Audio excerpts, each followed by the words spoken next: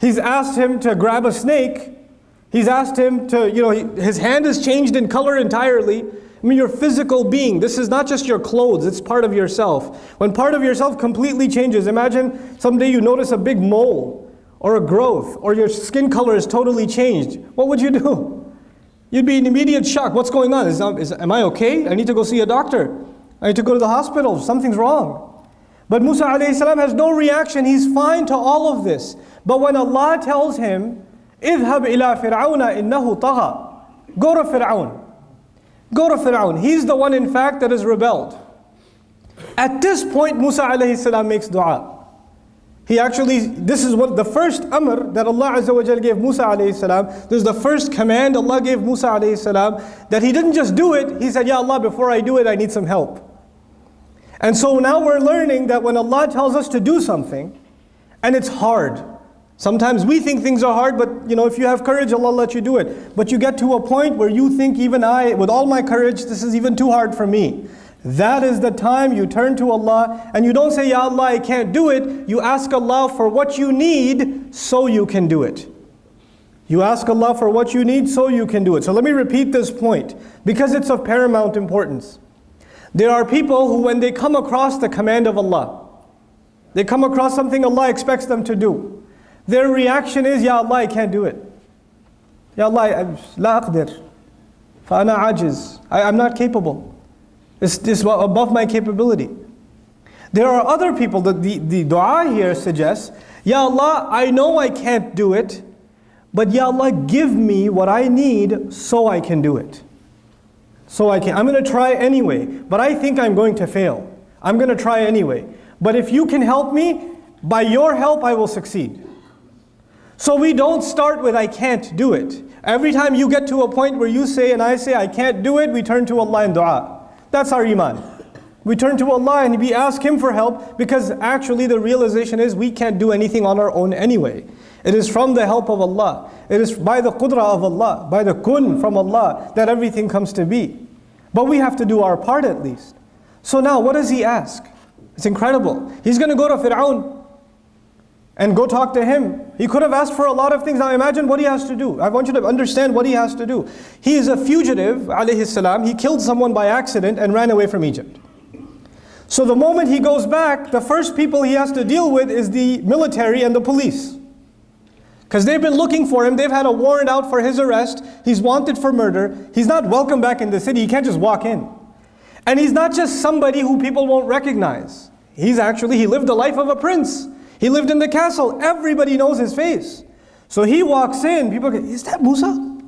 And word will spread immediately. And when word spreads, obviously the police will find out. And when they find out, their instructions among them are not to arrest him. إِنَّ الْمَلَأَ يَأْتَمِرُونَ بِكَ لِيَقْتُلُوكَ. The chiefs, the police chiefs had already made a plan that as soon as they see him, they're not going to arrest him, they will kill him. So imagine the police aren't looking to arrest the criminal, the police are told shoot to kill. The kill order's been given. Now Allah is telling him, don't go to Egypt. Going to Egypt may be even easy. Maybe you can hide and get into Egypt. And not even go back to, see your mother or go somewhere to see your brother. Go to who? Fir'aun. Idhab ila Fir'aun. Where's Fir'aun? He's sitting outside at the train station somewhere? Fir'aun is up in the castle, in the most secure building in all of Egypt. So he can't hide. He has to go directly all the way to the doors of that White House back in the day. And he has to knock on the doors of security. And he has to say, I have an appointment with Fir'aun. And all of these police officers and all the security guard, what are their instructions? Kill him immediately. Kill him immediately. So I would expect that he would turn to Allah and say, Ya Rab, you want me to go talk to Fir'aun? Can you deal with his army? Can you put them all to sleep so I can go talk to him? Or can you pull him out of Egypt so I can talk with him over here? It might be safer for me, Or can you just magically fly me over there and I'll just end up in the castle and I can talk to him and my problem is solved. You want me to speak to him? I'll speak to him that way. Because I won't even get to him. How am I even going to get to him? But he asks for none of this. He asks for none of this. Actually, in this dua, what he asks for is remarkable. He says, أولا Rabbishrahli صدري. Ya Allah, my master, expand my chest. When he thinks about going to Fir'aun, all of these thoughts are going in his mind, and he's becoming nervous, he's becoming scared, he's becoming worried. Am I going to be able to do this? Am I going to get killed? Ya Allah, the first thing I need to do to fulfill your command is I need to calm down. And sometimes when I get nervous and I get scared, or I get, I get full of emotion, overwhelmed, depressed even, then sometimes we can't even control our own emotions. Allah is telling us in this ayah that even the best of us, sometimes we don't even have control over our own emotions. Allah has to give sharh al-sadr. Allah will calm the heart down. Ya Allah, before I do what you want me to do, I have to be calm in my heart. Rabbishrahli sadri. Subhanallah. The first thing you need is itminanul qalb. And this heart, later on you will learn, because when he is with his brother Harun alayhi salam, when both of them are together, they even say, how am I going to keep my chest calm? How am I supposed to not get nervous? When the police sees me, when everybody else sees me, when people call names, when they point at me, how am I supposed to not worry about any of that? They even mention together, كَيْ نُسَبِّحَكَ كَثِيرًا وَنَذْكُرَكَ كَثِيرًا إِنَّكَ كُنْتَ بِنَا بَصِيرًا. It's coming later in the same surah. So we can do a lot of dhikr of you, tasbih of you, and mention you a lot because you've been keeping an eye on us all along. In other words, you've been keeping an eye on me since my birth. I should have died the day I was born, because the soldiers were looking to kill him. And he could have died when his mother threw him in the basket. ألقيه في التابوت, ألقيه في التابوت, to throw him in the basket. Just throwing a baby can kill him, can't it? Then to throw the baby into the river, the basket could flip over, he could have died there too. Then فَلْيُلْقِهِ الْيَمُّ بِالسَّاحِلِ, the basket will hit the ocean, hit the shore. When the basket hits the shore, he could get killed again. Then he goes inside, and when the soldiers see him, they could kill him right on sight. Then he's almost dehydrating, the baby's not drinking any milk.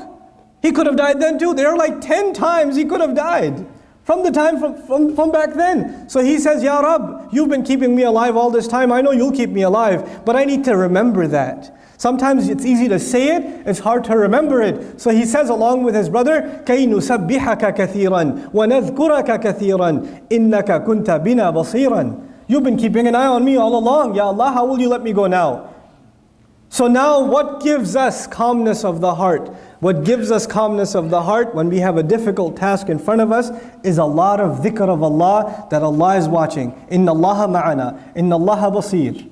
Allah is seeing what's happening. Allah knows what I'm going through. Allah is here. Allah subhanahu wa ta'ala, His presence and His knowledge is here. He's in complete view of my circumstance. I cannot lose sight of that. And this dua is teaching us, if a Rasul of Allah, Musa alayhi salam, is saying, وَنَذْكُرَكَ كَثِيرًا, we have to mention you a lot, then where does that leave us?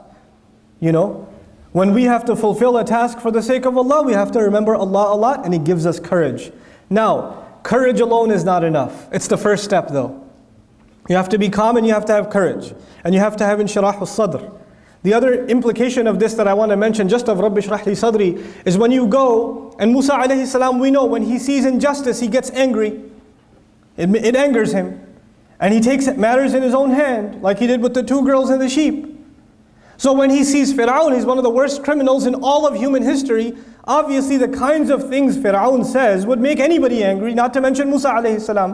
When Fir'aun says, أَنَا رَبُّكُمُ الْأَعْلَى لَا حَوْلَ وَلَا قُوَّةَ إِلَّا بِاللَّهِ, he says, I am your highest master, I am the Rabb, لَعَلِّي أَطَّلِعُ إِلَىٰ إِلَهِ Musa. He says things like, oh, let me make on my own tower, I'll go climb and talk to Musa's God myself.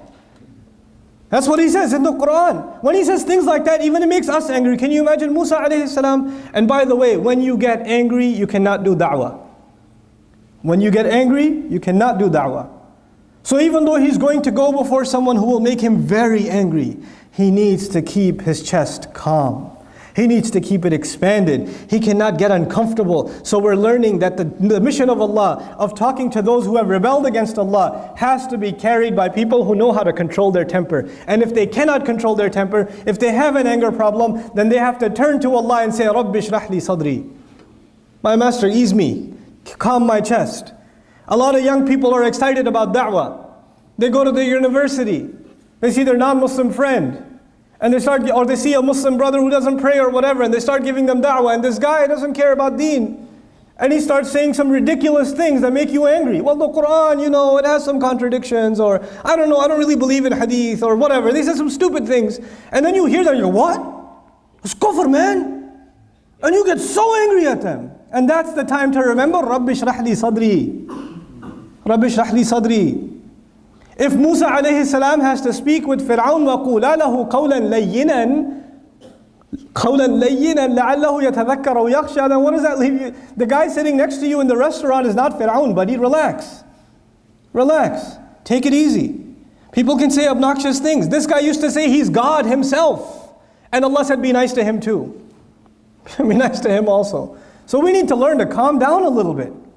This is the meaning of this dua. What's the point of these du'as if we don't reflect on them? And we don't understand what Allah Azza wa Jalla is saying. قَالَ رَبِّ اشْرَحْ لِي صَدْرِي. Ya Allah, keep my chest calm. I need to have confidence and I need to have calmness. Also, sharh al-sadr, another meaning of that is there's discomfort, there's fear, there's depression, there's anxiety. In emotions, there are a range of negative emotions. There's a range of negative emotions. And what are the positive emotions? Calmness, relaxation, happiness, confidence. Right? These are positive emotions. When somebody, in Old Arabic, when somebody experiences positive emotions, then they are said to have inshirah al-sadr, then their chest is open. And when someone is uncomfortable emotionally, they're stressed out, they're depressed, they're scared, they're angry, then that is called sadrun dayyiq. That's a tight chest, Or haraj fi sadrihi. Lahu harajun fi sadrihi. He's got haraj in his, he's got tightness or discomfort or uncomfortable feelings in his chest. And so Musa alayhi salam is saying, Ya Allah, this is a pretty tough job. There are times where I'll be afraid. There are times where I'll be angry. There are times where I might even get depressed because I see no results. These guys not changing. I might go through a score of negative emotions. And Ya Allah, you need to give me something that will keep me emotionally stable and positive. The da'i, the one who goes on the mission of Allah, the one who calls others to Allah has to remain positive. Depressed people, scared people, nervous people, and angry people can't carry Allah's job. That's a big job. You have to have people that are happy, that are calm, that exude positivity. When people are around them, they become positive. They want to be around them and not run away from them. That's the kind of people du'at have to be. Now about the mission itself very quickly.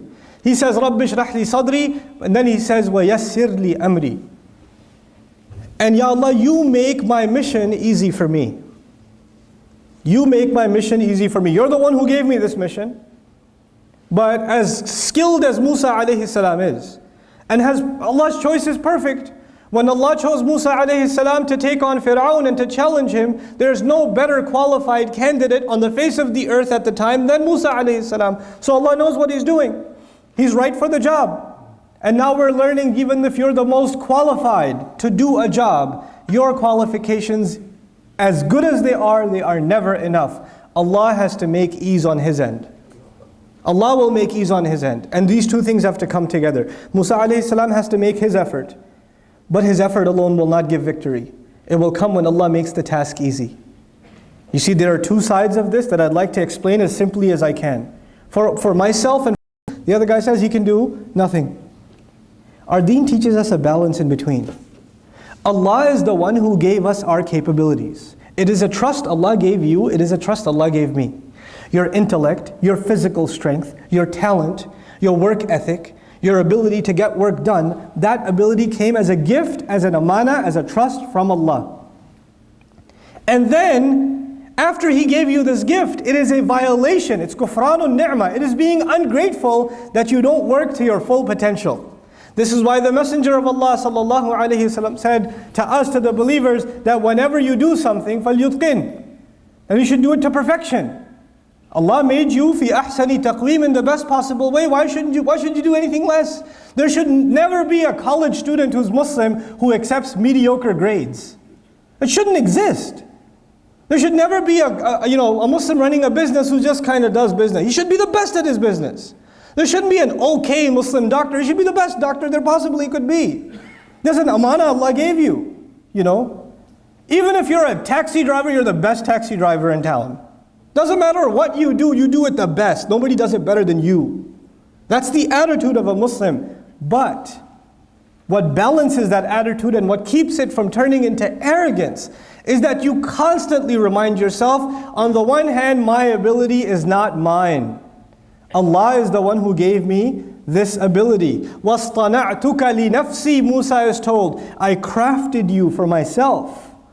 I made you the way you are. All of your abilities are actually given by me.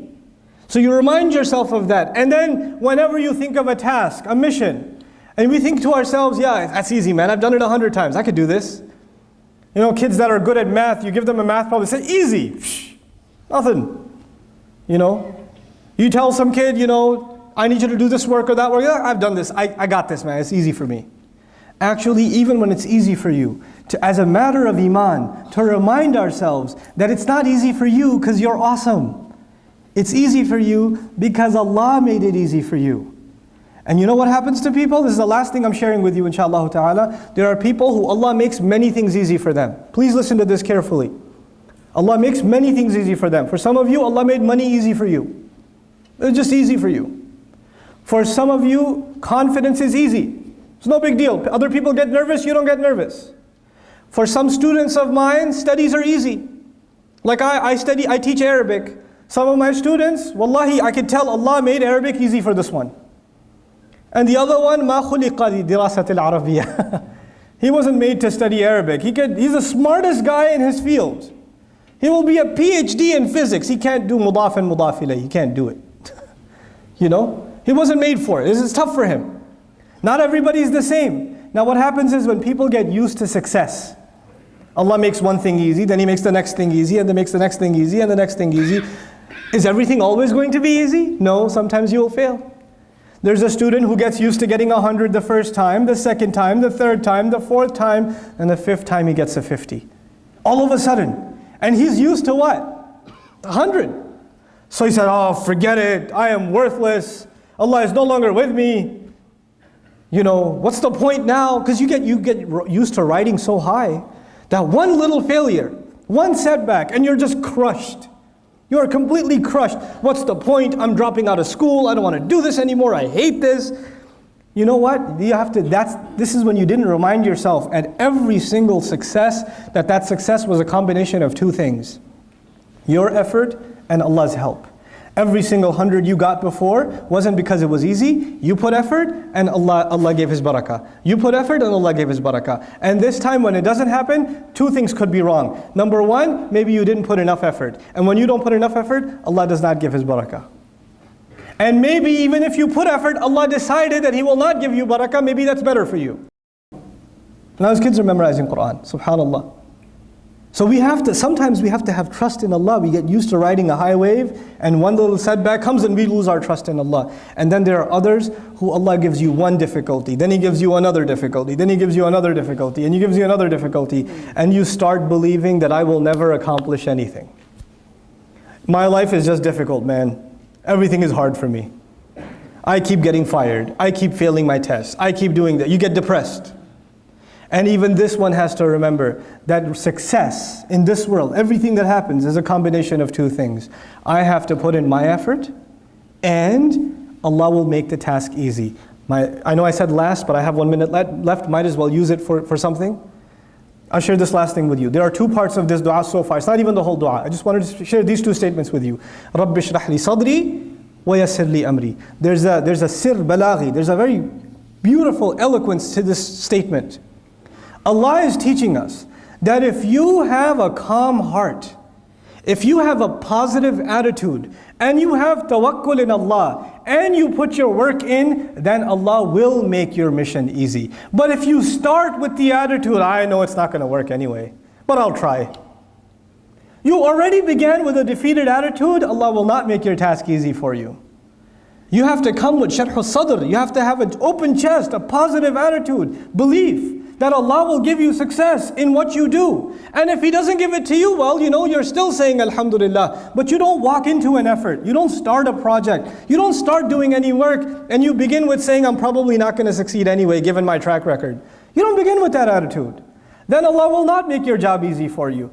So if we have that good heart before Allah Azza wa Jal, Allah will make our task easy for us, subhanahu wa ta'ala. With that, I pray that Allah Azza wa Jal gives us all the ability to take advantage of the wisdom of the great prophets of Allah alayhimu salatu wasalam that is captured in their du'as. They said such few words, but they taught us so much of how to better our lives as believers and how to live our life successfully for Allah.